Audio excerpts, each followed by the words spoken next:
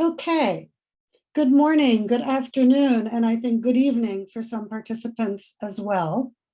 I am Marcy Vigoda. I am with the UN Office for the Coordination of Humanitarian Affairs, and I have the great pleasure of moderating today's event, Turning Commitments into Action, Strengthening Humanitarian Funding for Women and Girls. We have a lot of people online today from across the globe, and knowing how in this still mostly virtual world, there are so many demands on your time, so many events to choose from. Thank you for joining us today. Over the past decade, the need to address gender equality and gender-based violence in humanitarian contexts has driven a growing body of policy commitments. The call to action on protection from gender-based violence in emergencies, the Grand Bargain, and most recently, the Generation Equality Forum set out global commitments made to women and girls. Events such as the 2019 Oslo Conference on Ending Sexual and Gender-Based Violence gave an array of partners the opportunity to make financial and policy commitments.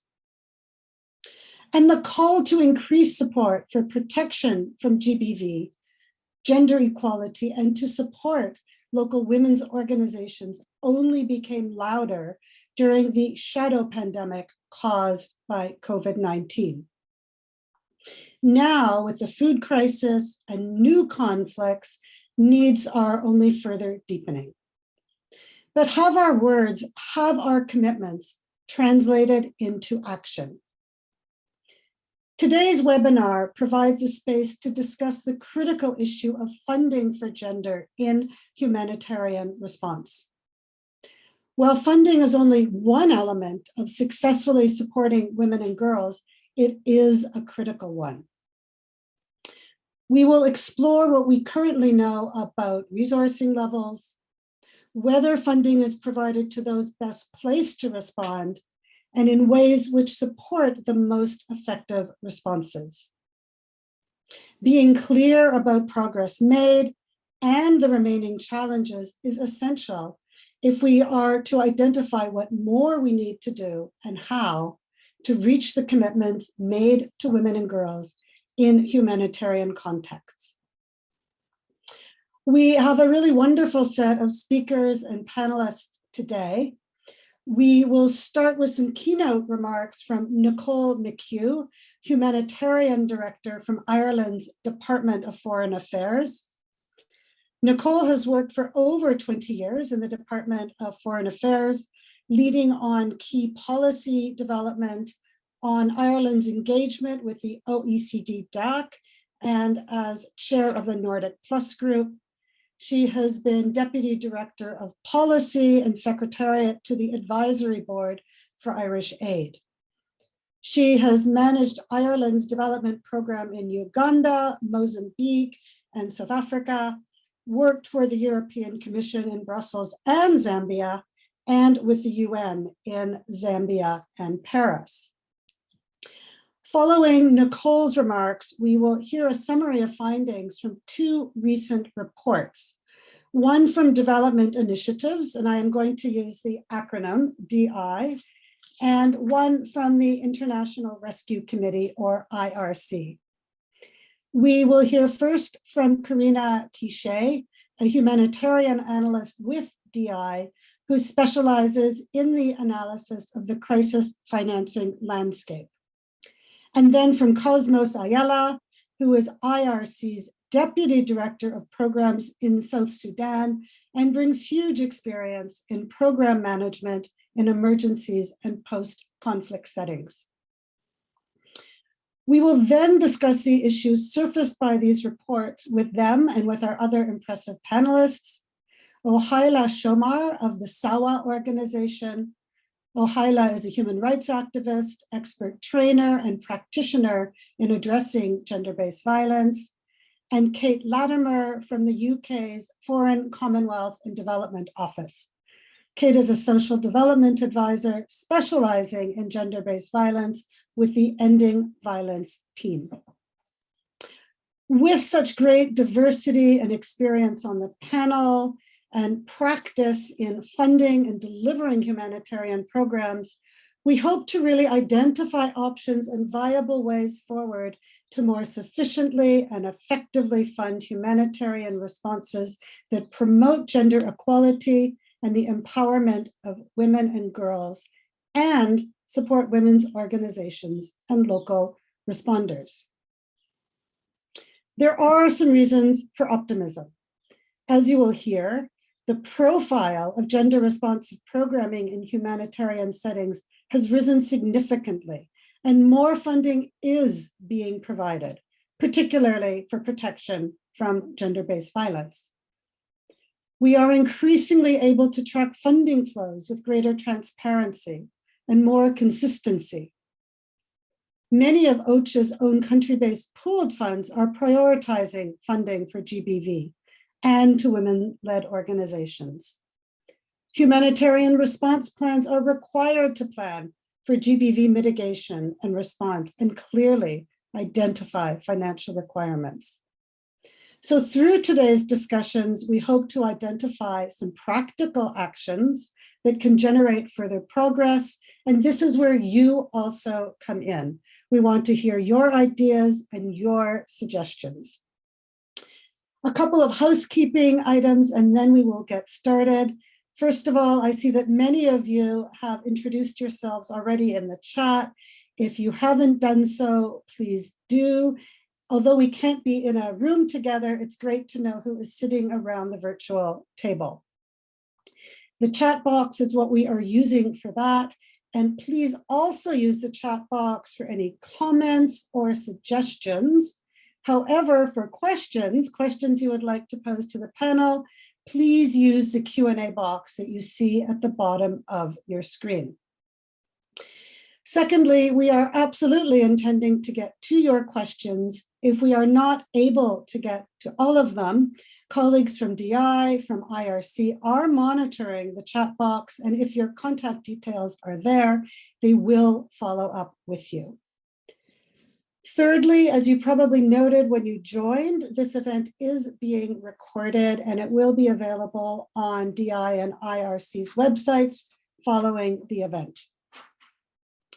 I know that in the chat, the instructions for using the closed captioning or subtitles are already there. So if you do want to have the subtitles, click on the live transcript bottom at the bottom of your screen and select show subtitles. And then finally, at the end of this event, there is an opportunity to provide feedback, a short Zoom survey.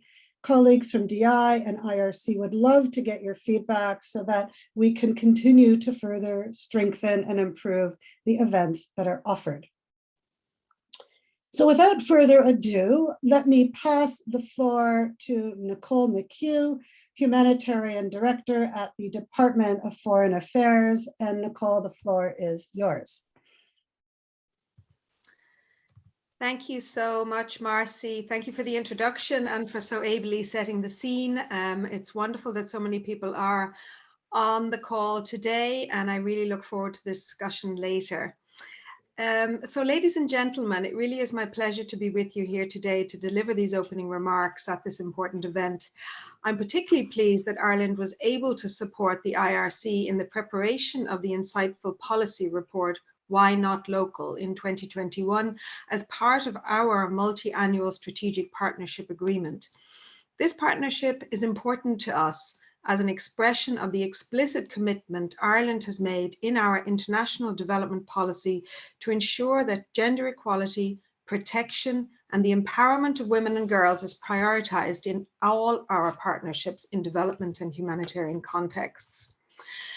When Ireland signed up to the call to action on protection of women and girls from GBV back in 2013, we also introduced a dedicated budget line for protection and gender equality. And this dedicated funding stream allows us to safeguard funding earmarked for multi-annual strategic partnerships, such as the one with the IRC, and to ensure that we deliver on our commitments to integrating GBV from the start of a crisis in all humanitarian contexts. However, As we will hear today, this prioritization of gender in humanitarian responses needs to happen more. It is often difficult for us to measure and track how much of our funding goes to this agenda, and we need to collectively work to ensure that this is addressed. So Ireland's support of 5.4 million to IRC runs from 2022 to 2024 and includes a commitment to allocate 20% of the funding to local women's organisations operating in the 5 African countries where the programme is delivered. We do this because we know that local women's organisations are often the best place to respond. Learning from the impact of COVID-19 on women and girls highlighted this further. And I really look forward to hearing from Cosmas about the work in South Sudan later. Ladies and gentlemen, the war in Ukraine and its devastating impact on the civilian population has rightly garnered international attention over the last 2 months. We are acutely aware that women and girls are among the most vulnerable in this conflict, but equally aware and concerned that the same issues arise for women and girls across so many other humanitarian emergencies as we speak today. Whether on the move or in their own communities in Ethiopia, Syria, or South Sudan, the risk to women and girls' safety, health, and well-being dramatically increases during conflict. We know this, we have the evidence, and yet we see time and again that funding falls short and specialized services for GBV response is still seen as an afterthought, or even worse, not considered at all. Ireland was among the first to respond to the Ukraine crisis, and our comprehensive package of humanitarian assistance explicitly addresses the needs of women and girls with a dedicated component for UNFPA to deliver sexual and reproductive health care, protection, and psychosocial support services for women and girls in Ukraine and Moldova. Our approach when compiling a package of responses to any crisis is to identify specific partnerships that can deliver the right specialized services for women and girls in the humanitarian response. We look forward to the day when all humanitarian partners who receive funding from Ireland prioritize protection and life-saving services for women and girls in all their humanitarian responses, and we continue to advocate for this in our engagement with them. To conclude, ladies and gentlemen, I really didn't want to take up too much time because the nub of today's discussion is in the contributions from our esteemed panelists and presenters. So thank you so much to the organizers for this important forum today and for affording me the honor to speak. I look forward to listening to the speakers and the panel who will explore the themes in greater depth, and I wish you all success today. Thank you. Thank you so much, Nicole. I think that Ireland's leadership, prioritization of this issue, and adherence to good humanitarian donorship principles, if I can mention those, is very clear. I, of course, have had the pleasure of working closely with Ireland too. So thank you for those opening remarks, for highlighting how Ireland has gone about ensuring that this issue is prioritized in your own approach to funding and in your approach to flexible funding. Thank you. We will now move to the 2 presentations on the reports that were mentioned. And we'll turn first to, again, Carina Chicet, humanitarian analyst at DI, who is going to highlight the findings from their recently issued report, Funding for Gender-Relevant Humanitarian Response. Carina, the floor is yours.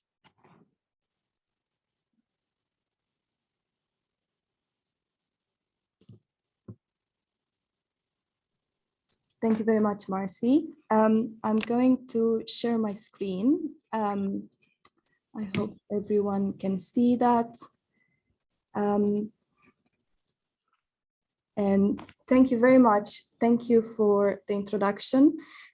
So I'll be presenting findings from our latest report, which we've published this month, and we're launching for the event today.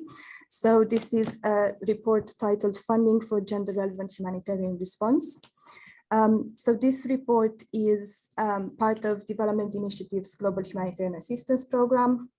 This program works to analyze trends in humanitarian financing and response. We've been running this program for over 20 years now.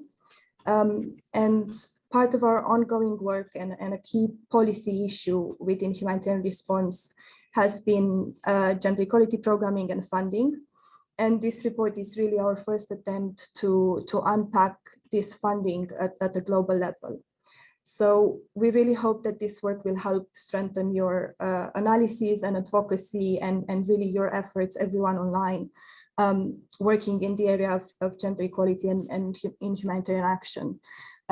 So my task today is really to share the key top-line findings from the report as a way to frame the conversation with our panelists later. So first, I'll give a bit of background on the study and on the research questions.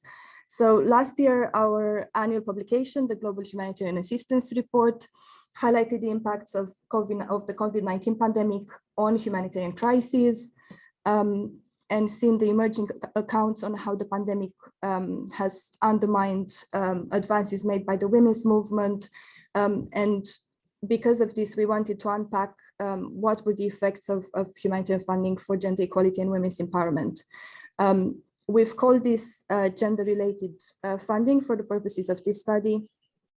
So our research looked at quantifying the global volumes of this funding, whether funding was reaching actors on the ground, and an assessment of the quality of reporting and how to achieve better reporting of this funding. So this first chart is showing our key top-line results on the global totals of gender-relevant humanitarian funding. To answer our research questions, we used funding data from 2018 to 2021, reported to UNOCHA's FTS, Financial Tracking Service. So this included GBV funding to the Global Protection Cluster and all other humanitarian funding. As most data reported to this humanitarian platform is not marked with a gender marker, we developed a new methodology, which we detail in the report. We aligned our definitions with the IAC definitions. So these are definitions on gender equality, gender mainstreaming, and gender targeted action, and classified funding in two broad categories: the gender specific funding and the gender mainstreamed funding. So the gender specific funding is the funding with a key focus on addressing gender related needs. So this will be GPV funding and funding for sexual and reproductive health, for example. And then gender mainstream funding, which seeks to implement programming in a way that is considerate of gender related needs. And with the mainstreamed funding, we can identify funding to these programs, but not what proportion is for gender-related needs and how directly the projects address the specific needs of women and girls in crises. So given this uncertainty with the mainstream funding, we focused on gender-specific funding for the analysis in our report. So really the key trend with the global funding is the bottom two bars, so gender-specific funding. We can see a global increase in funding year on year since 2018, but in the context of rising humanitarian needs. And to contextualize this trend, as you mentioned, Marcy, there's a higher profile of gender-related issues within humanitarian policy. We can see an increased level of interest in GPV financing, commitments by donors, and we see this reflected in the data reported, so better and more detailed reporting in recent years. So next slide. This slide shows our analysis on the global humanitarian funding for the GBV prevention and response cluster, so annual humanitarian appeal requirements and funding received. So we can see from our analysis that GBV funding more than tripled from 2018 to 2021, but that the coverage of the GBV requirements remains stable, about a third funded, so 28% in 2021. So really the main takeaway with our GBV analysis is that although the volumes of humanitarian funding has risen since 2018, humanitarian funding for gender programming has risen since 2018, Escalating need means that responses are still critically underfunded. And we've seen the rise in needs during the COVID-19 crisis. We've seen the rising protection risks. We explore this in the report, and the IRC report will also unpack this. On the data question, reporting on GBV is clearer than other areas of gender programming, which is a positive. However, we know the profile of GBV has increased, and so some of the increases in funding might just be the result of better reporting in recent years. There is a very large variation between these annual aggregate figures, which my colleagues from IRC will unpack with the report as well. So perspectives from the country level show this wide variation in funding. So this slide shows our findings on the donors analysis. So who was giving funding for humanitarian programs responding to the specific needs of women and girls? And our key finding here is that really the targeting and burden sharing vary significantly between donors. So we can see with total humanitarian assistance, this has been flatlining in recent years.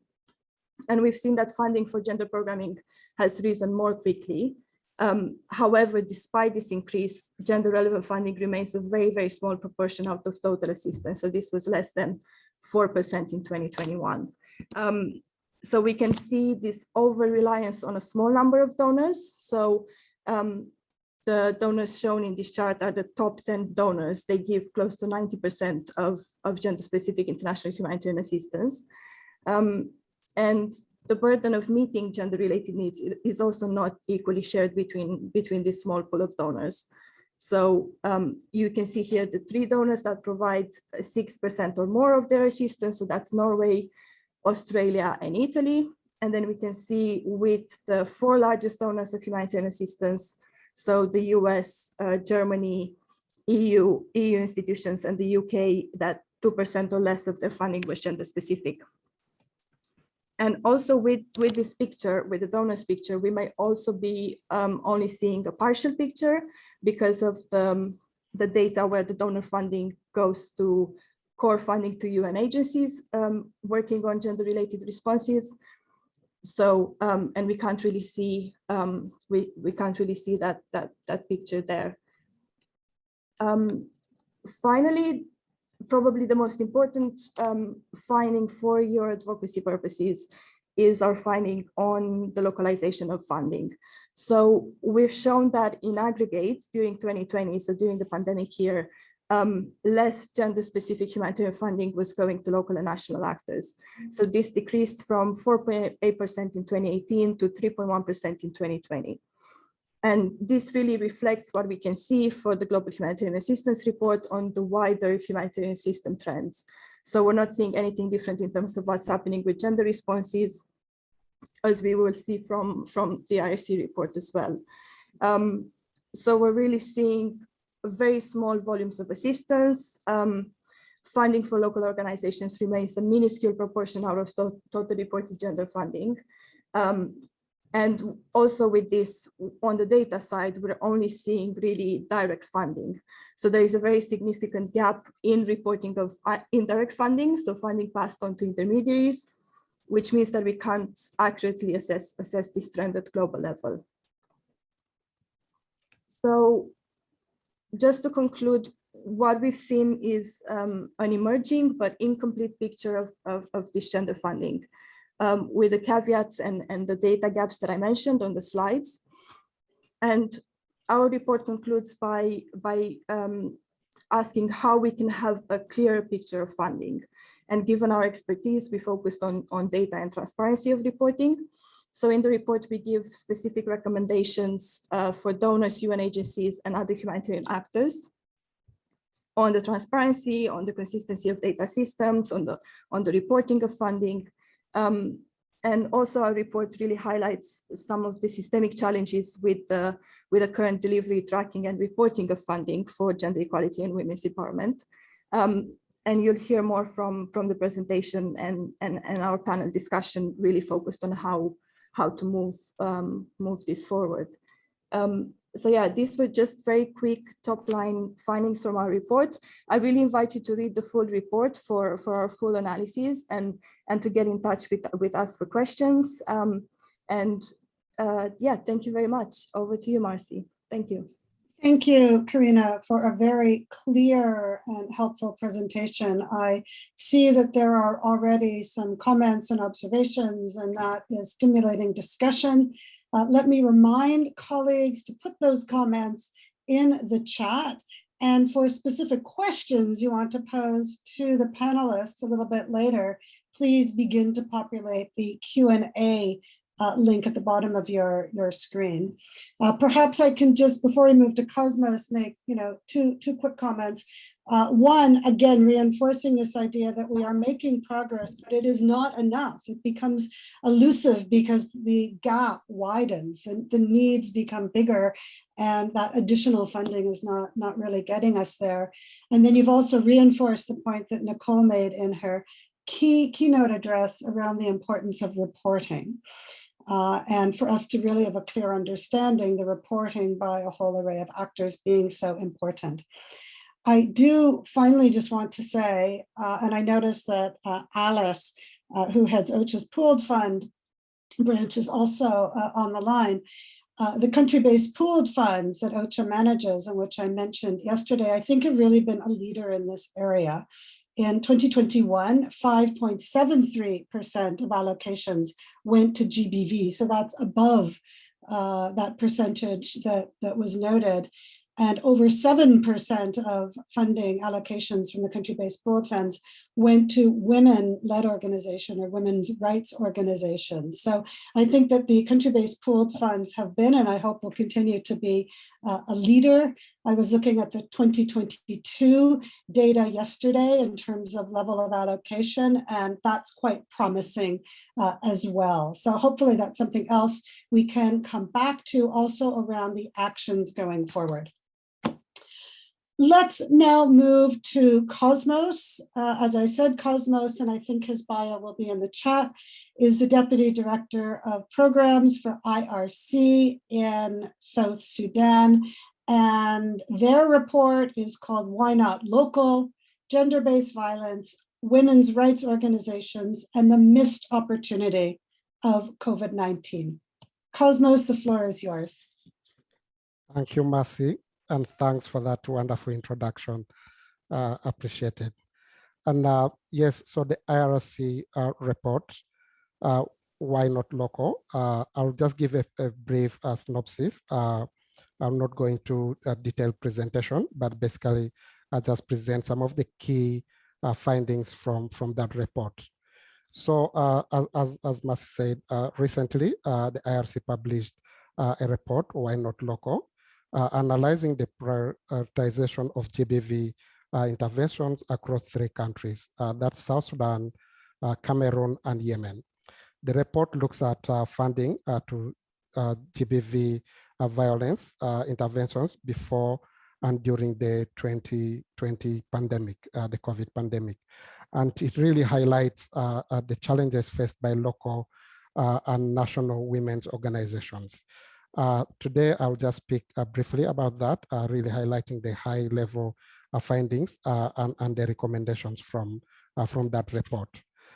It was well documented that gender-based violence was increasing during the COVID-19 pandemic in South Sudan and of course everywhere else in Cameroon and in Yemen where we did the report.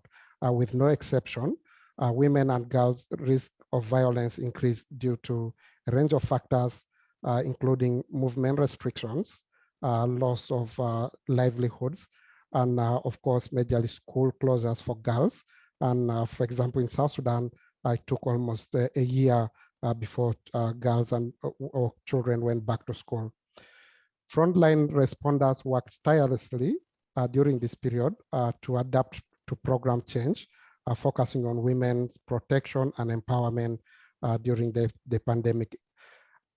In spite of this situation and the global alarm that was raised gender-based violence interventions remain consistently underfunded from our findings there.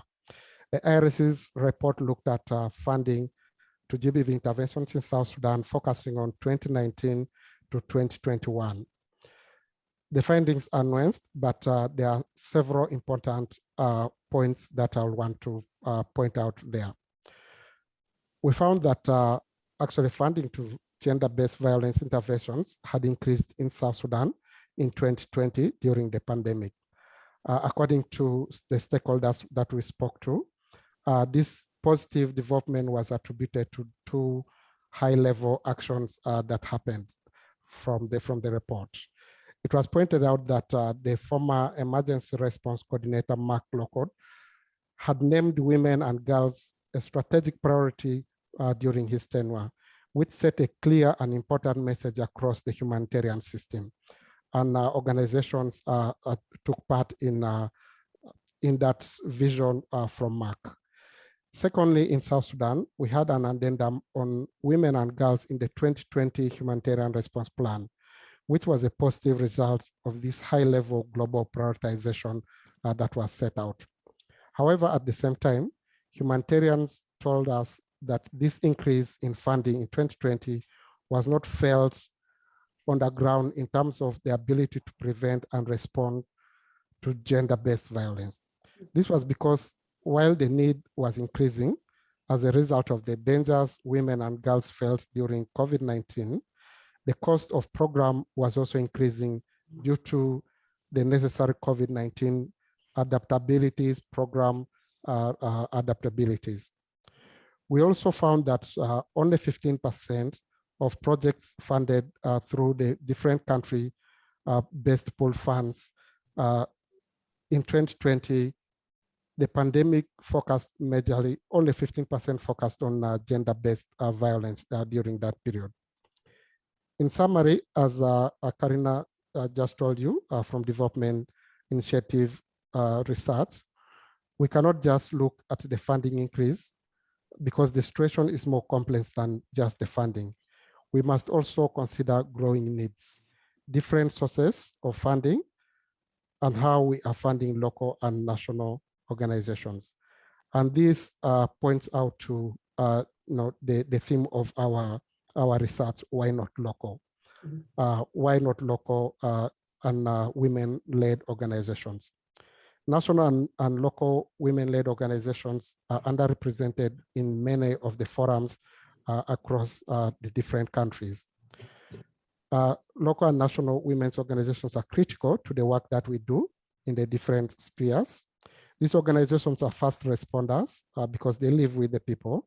They are community leaders and they are change agents within the communities. They are seen as role models. They have invaluable knowledge of local communities and play a key role in identifying the needs. This is because part of the team that usually work in these local organizations also form part of the people who are facing these different violences that women face in the communities. In spite of this, we see that these organizations are underrepresented and under-resourced in humanitarian response. This is why in the report, we have called COVID-19 a missed opportunity to advance localization and the localization drive that we are prioritizing, all of us are prioritizing globally. In terms of the representation, we find that local and national organizations are not adequately included in the HRP or the HNO response plans, which makes them and their contributions limited. They more often work through international organizations who sit within this within the discussions for HRP and HNO. Lack of representation is also linked to challenges that local organizations are facing in accessing funding. We find that much of the funding to local women's organizations is short-term and project-based, and most often they are sub-granted to international organizations. This puts organizations in a vicious circle of not being adequately funded and not being able to invest in long-term strategic growth or even staff enhancement and capacity sharing. Through the Irish Aid partnership and the GBV in emergency partnership with Irish Aid, IRC in South Sudan is supporting 2 women-led organizations. The first women-led organization is called Crown the Women. That is working within the IDP camps in Juba and supporting the women right at the IDP camps. And then the second one is called Humane Action Organization, which works within the confines of the community to be able to reach the women that are not easily reached. And through this women-led organization in South Sudan, we see that women at the grassroots are easily accessed by the people who live with them within their communities. And this brings the funding from Irish Aid, assists the women to have strategic plans to work through the period of their planning. And the long-term 2021-2024 funding really helps in this cause. And also before that, the Irish Aid assisted us for another 3 years, 2018-2021, which was quite helpful. We worked with the HACO. With a few recommendations from the report as I conclude, at the IRC, we are committed to increasing the number and the quality of partners held with women's organizations across all countries that we work in. In South Sudan, it's part of the strategic action plan where we intend to work with, out of the 20 partners that we prioritize to work with in South Sudan, 6 organizations are prioritized to be women-led organizations. In our view, this work must be built on principles sharing power and resources. All international organizations must fulfill their commitments to women organizations in order to reach more women over the course of our work. Secondly, the humanitarian system has a duty to increase the visibility and representation of women's organizations across the humanitarian program cycle.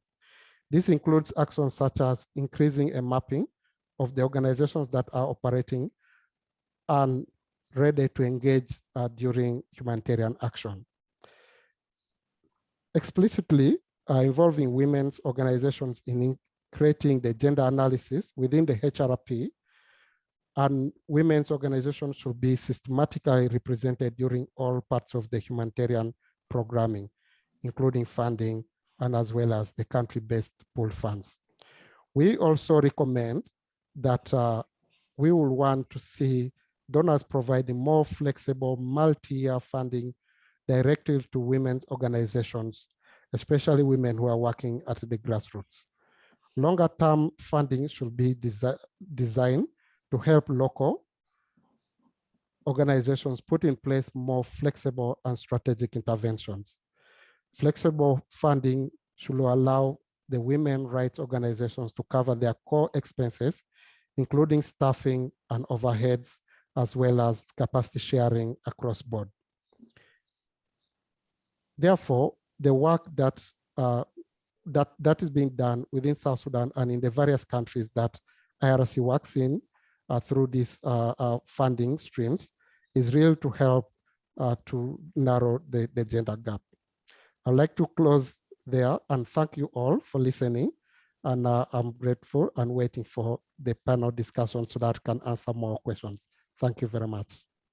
Well, thank you, Cosmas, for that very clear presentation of the report. And I heard there are many specific suggestions, many concrete actions to move forward. And you also made that link between issues of funding for gender responsive programming, GBV, as well as issues of localization, accountability to affected people, which are obviously very closely tied, and the importance of women's leadership, not just providing funding, but leadership and representation. Thank you. Before we move to the panel per se, I would like to invite both Ohaila and then Kate to just very briefly in a moment or two share their reflections. Having heard these two reports, what resonates for you? What questions or issues do the presentations by Carina and then Cosmas raise for yourself? And then we'll turn to some of the specific questions for the panel. So very briefly, Ohaila, if I could please first turn to you. And I think your bio will be put in the chat. Again, General Director Tsawa and representative for the Feminist Humanitarian Network. Ohaila, the floor is yours. Yeah, thank you, Marcy. I think during the two presentations that we hear, we find like common issue, and I will also relate this also to the Feminist Humanitarian Network that we did also in research during the COVID. But in general, we find that there is an absence of the international agency personnel in crisis setting, and with raising the need of the crisis setting. And also when we talk about gender-based violence during the crisis, also we find that it's not a priority. And there is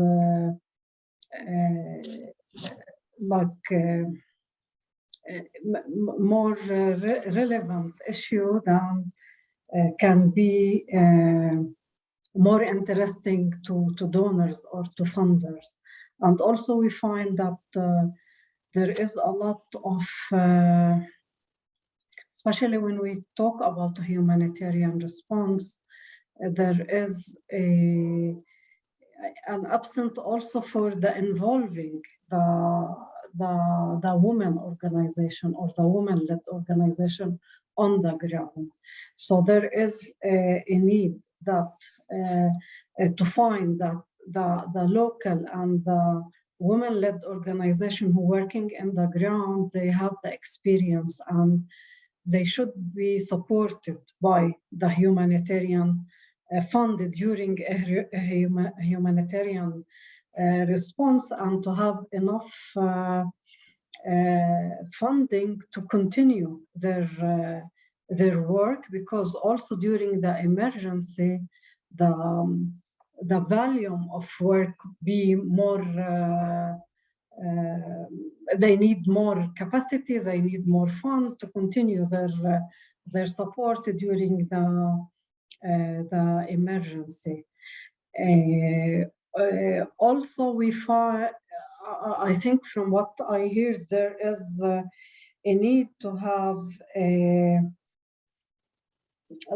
extend fund, not a small fund, because also in emergency, usually donors give a small amount of fund and very restricted fund. And during emergency, we need the flexibility and to have also long-term fund that can help the women-led organization to continue their work, because the emergency response or humanitarian emergency response, it's not covered only the period of the emergency. It should be continue after the emergency, because there will be also reflection and inside the society from the emergency that happened. So this is general my feedback from what I heard. Thank you, Ohaila, and I think you really surfaced very clearly this issue of quality funding, and there's lots of elements of that. I think perhaps we'll come back to that. Thank you. Kate, and I understand you're having difficulty seeing us, but we see you well. Kate, again, I think her bio will be in the chat. She's with the UK Foreign Commonwealth and Development Office. Your thoughts, reflections, having heard the two reports from Carina and from Cosmas, very briefly. Over to you. Thanks, Marcy. So firstly, a huge thanks to Carina and Cosmas for the incredibly insightful and interesting presentations. The UK very much welcomes both reports, which come at a very critical time when humanitarian actors and particularly partners of the Call to Action on Protection from GBV and Emergencies are trying to grapple with and address the chronic lack of prioritization and action to address GBV and emergencies. I think one of my key takeaways from Carina's presentation and both reports is the fact that it shows that while funding for gender-specific programming, including GBV, has increased, 72% of identified GBV funding needs still went unmet in 2021. And that gap between need and resourcing is almost twice as large as the appeal average, which is fairly shocking. So in order to tackle this issue, last summer the UK took the initiative, among other Call to Action partners, to establish a multi-stakeholder task team to mobilise and coordinate action on GBV funding and to transform the way GBV is addressed by the humanitarian system. The task team is now co-convened with IRC and UNFPA as a sort of tripartite leadership. And it was agreed that it would be important to develop clear, concrete recommendations for action. And in November last year, we sent a letter to the Assistant Secretary General, Ramesh Rajasingham, requesting a technical meeting with OCHA to discuss next steps. This invitation was accepted, and we are now in that planning process for the meeting, which looks to take place probably in late June. The overall aim of this meeting is to have an in-depth technical level consultation and engagement between technical experts on GBV programming and coordination, resource mobilization, humanitarian program cycle management, data analysis, and partnership from across the breadth of humanitarian stakeholders. And our hope is that the meeting will result in a range of tangible recommendations that will be shared for senior level endorsement at a follow-up high-level roundtable between IASC principals, donors, NGOs, including led organizations. I think before I end, and as Marcy noted at the beginning, it's really important that whilst we discuss continued challenges, we do acknowledge and welcome the progress that's been made over the last 2 years. In particular since the 2019 Oslo conference and specifically through joint efforts by OCHA and UNFPA. These efforts have resulted in improved tracking of funding for GBV activities, increased representation of GBV in humanitarian response plans, and efforts by OCHA through SURF and country-based pooled funds to address the overlooked and underfunded needs of women and girls. However, as we've heard today, the increased challenges of conflict, climate change, and COVID-19 mean that these efforts are not keeping pace with the growing humanitarian needs, which are becoming ever more complex and more protracted. And we know that sadly, women and girls remain disproportionately affected. So I'll stop there and look forward to discussing more as we move into the Q&A section of today's event. Thank you. Thank you so much, Kate, again, particularly for highlighting the importance of leadership support. And I think Cosmos, you mentioned that too, the signaling by the then emergency relief coordinator. And Kate, what you've mentioned in terms of the high-level IASC donor roundtable, which met, I think, sort of a year and a half ago, and is set to meet again. So we are now moving into the panel Q&A aspect. I am only seeing a couple of questions in the Q&A, but so do welcome your questions. I am going to start by posing questions to two panelists, and I would like to start with you, Ohaila. The IRC report, as Cosmos outlined, called COVID-19 a missed opportunity for localization. What has been your experience, your organization's experience of the pandemic specifically?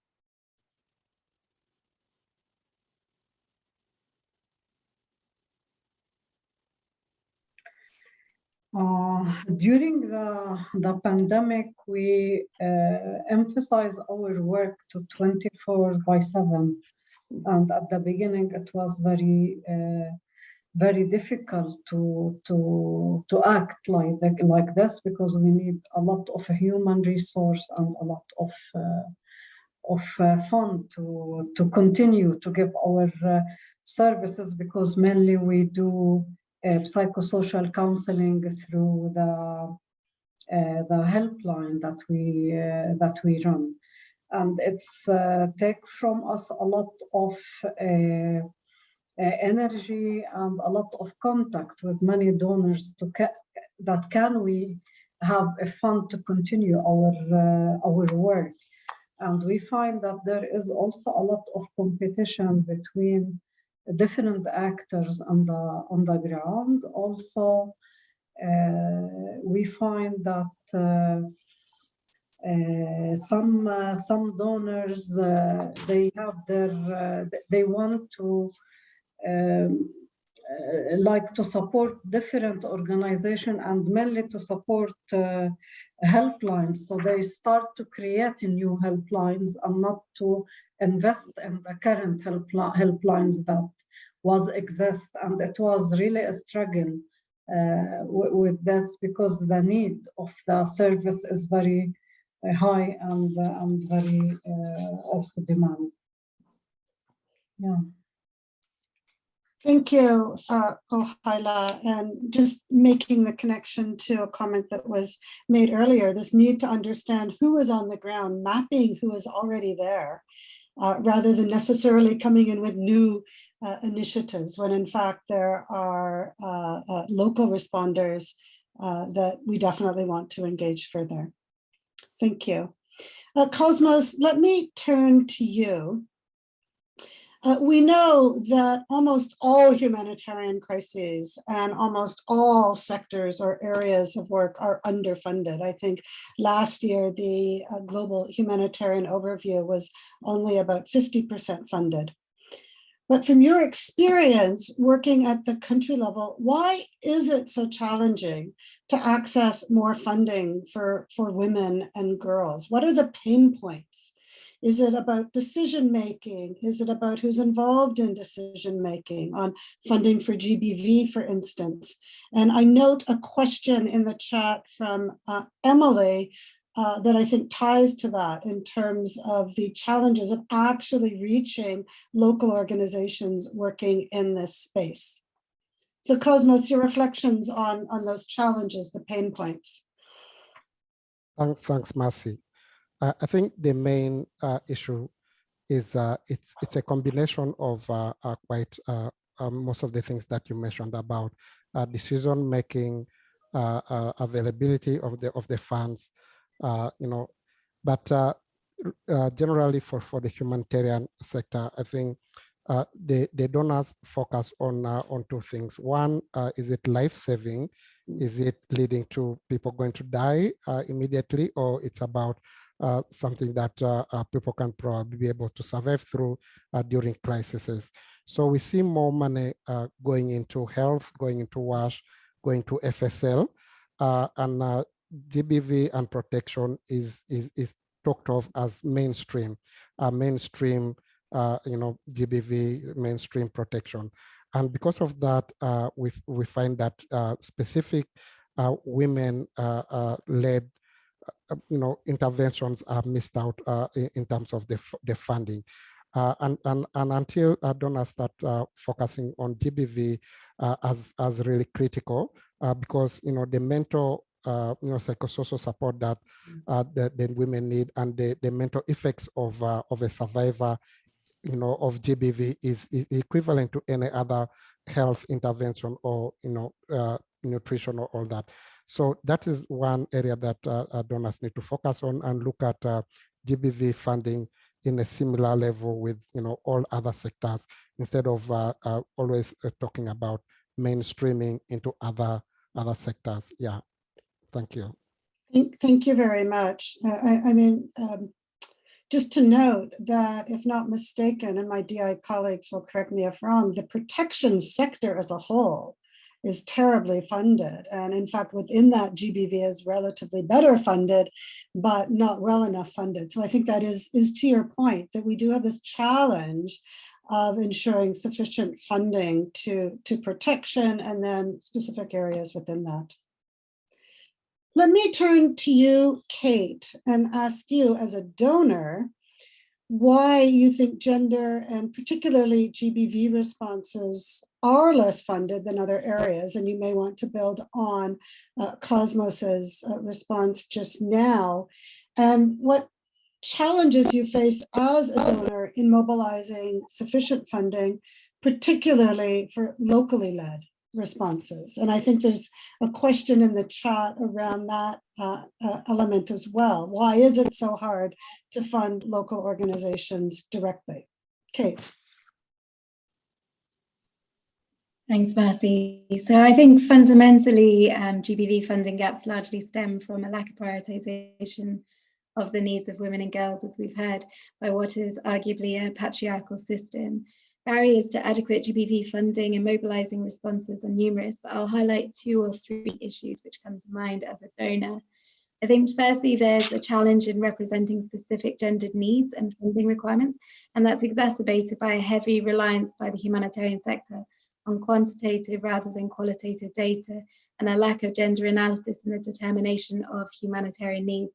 So for example, the methodology for assessing people in need doesn't effectively capture GBV needs and impacts for GBV funding. And then secondly, and very much linked with my first point, there's a need for greater investment in gender analyses and gender expertise, as well as research and evidence on what actually works to prevent and address GBV in conflict and crisis. And then lastly, and perhaps most importantly, there's a real crucial disconnect between the global policy ambition and on the ground leadership commitment, action and accountability on GBV, particularly at the response level. And I think if I can be candid, this is something that we continue to struggle with ourselves in FCDO. And the more we can support the leadership of women and women-led organizations in humanitarian decision-making, the more likely we are to see these critical needs addressed.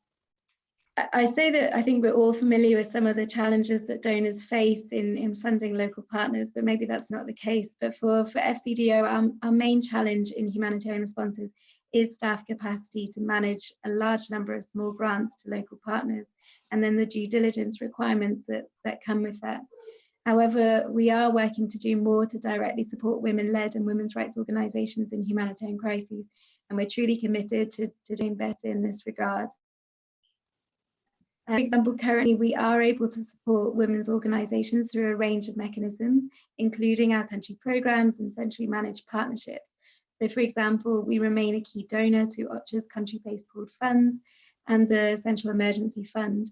And as Marcy highlighted, these are the largest direct source of funding for local and national partners on the front lines of emergency responses, and particularly to women-led organisations. In last year alone, we contributed 63.5 million to SEF, and over 125 million to country funds. Then in terms of gender-based violence specific programming, in 2021, we announced significant new investment, including 18 million to end child marriage, and then a £3 million boost to the UN Trust Fund for Ending Violence Against Women and Girls, which supports local organisations on the front lines of tackling GBV. And then excitingly, last year, the UK commenced our 67.5 million What Works to Prevent Violence Impact at Scale programme.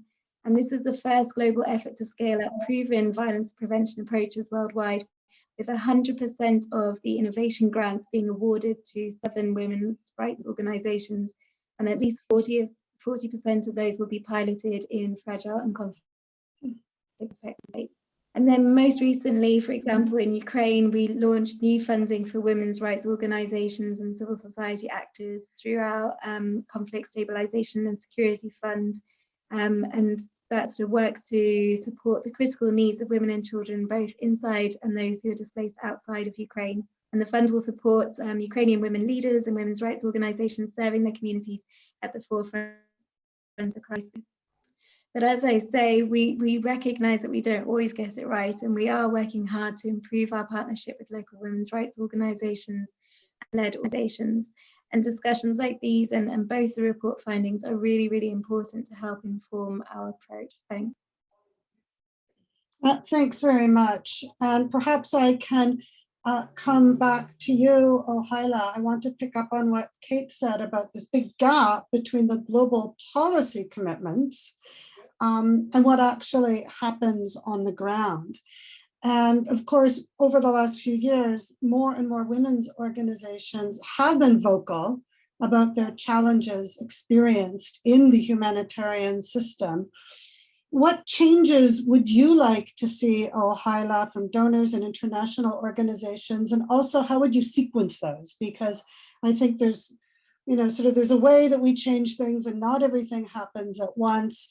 What Kate has mentioned around some specific funding instruments and what we've seen from other donors, such as the US government from USAID saying they want 25% of funding to be local, are very encouraging.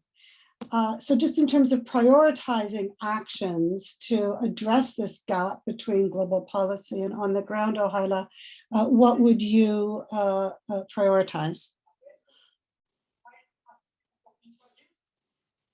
Yeah, I will suggest like to have, to extend the fund, not for a short-term fund, like to give more than 3 or 6 months, to have it for more duration, and also to fund like long-term project and for multiple years, and also the requirement of the donors is very demand sometimes, because for a project for 3 months we need to give weekly report, we need to give monthly report, we need to, so it's a lot of requests, and also it's need a lot of effort and a lot of work for very short and limited time.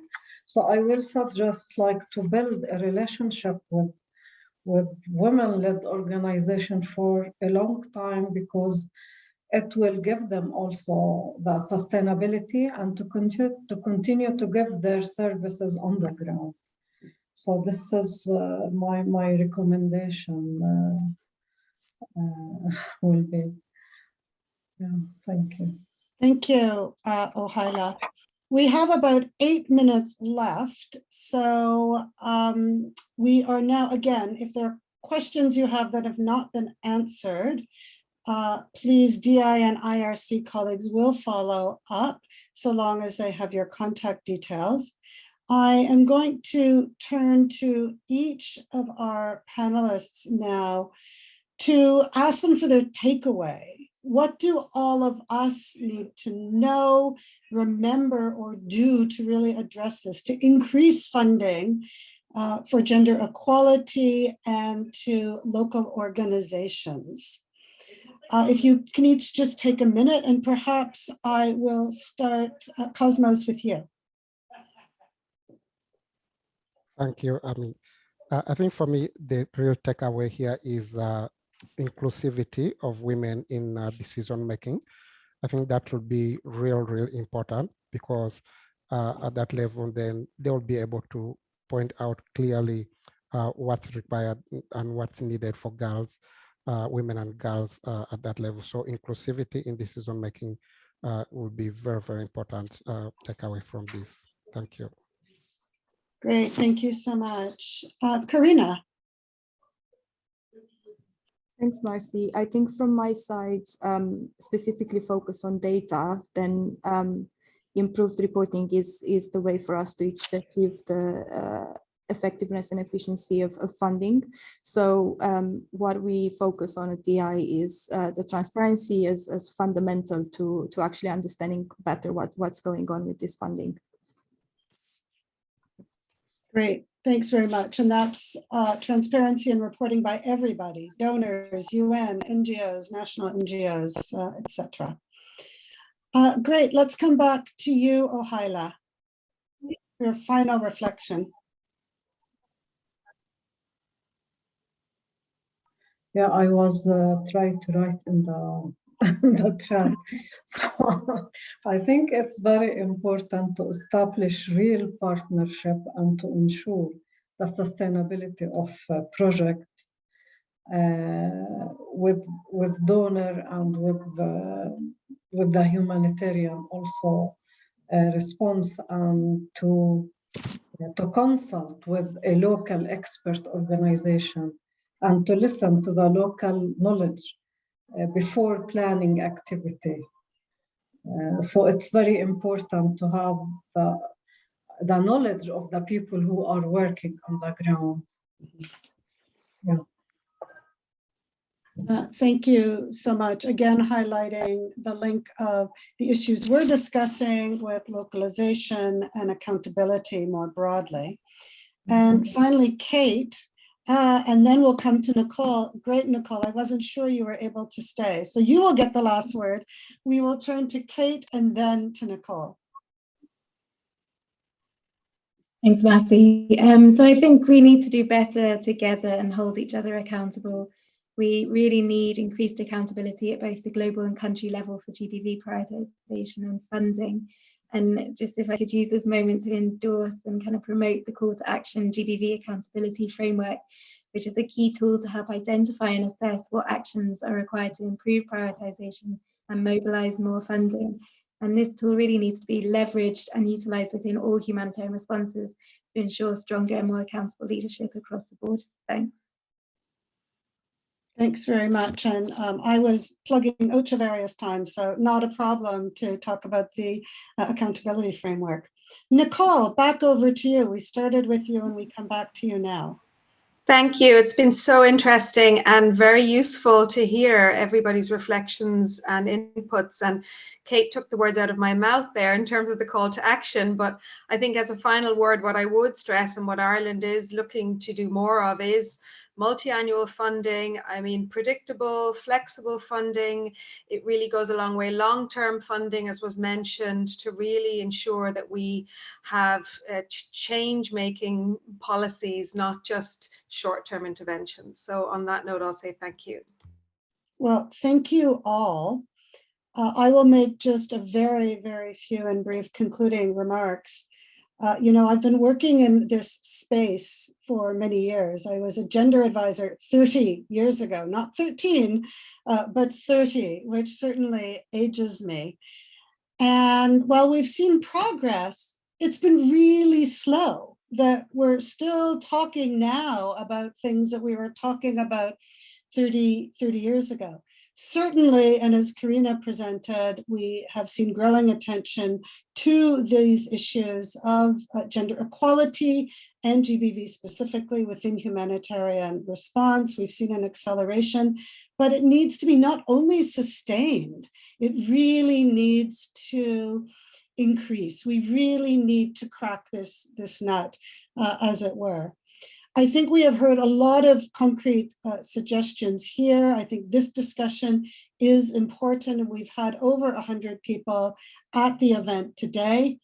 I've seen in your comments and questions the note that focusing on GBV is not an excuse to not look at the broader issue of gender equality, simply because it's easier to measure the funding going to GBV. We do need to focus on gender equality as something we aim to get to, that it is the quality of funding, and lots has been said about what that looks like, as well as our care colleague has noted, the quantity of funding.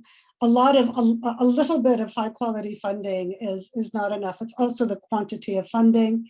Issues of risk sharing, and I think this is where some of the questions about how do we fund locally have arisen. So the questions of risk sharing, management capacity, etc. And then noting, of course, that the whole humanitarian program cycle, of which Cosmas spoke at length, really requires us to look at who are the actors on the ground, who are the local responders, who can we partner with, and use that as our default approach to addressing work in this area. And then finally, of course, a point that was made during the panel of the connectedness between these issues localization, protection more broadly, accountability to affected people.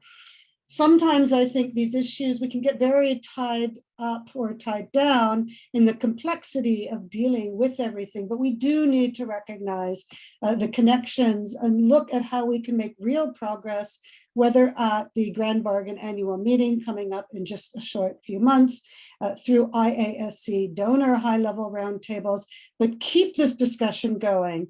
And when Carina and DI follow up on this report, whether that is next year or 2 years, I hope that we can see a real step change, that we are then really meeting the needs and being accountable to women and girls and addressing the tremendous challenges of so many contexts where humanitarian needs, unfortunately, continue to increase. I am going to stop there. I'm sure I have not done due justice to the richness of the discussion. I believe there may be a comment in the chat asking you to answer a short survey to provide feedback to DI and IRC on today's event. Tremendous thanks to the panelists for your insights and your commitment to the issue, and to the great audience for joining us today. Thank you very much and have a great rest of the day. Bye-bye, everybody.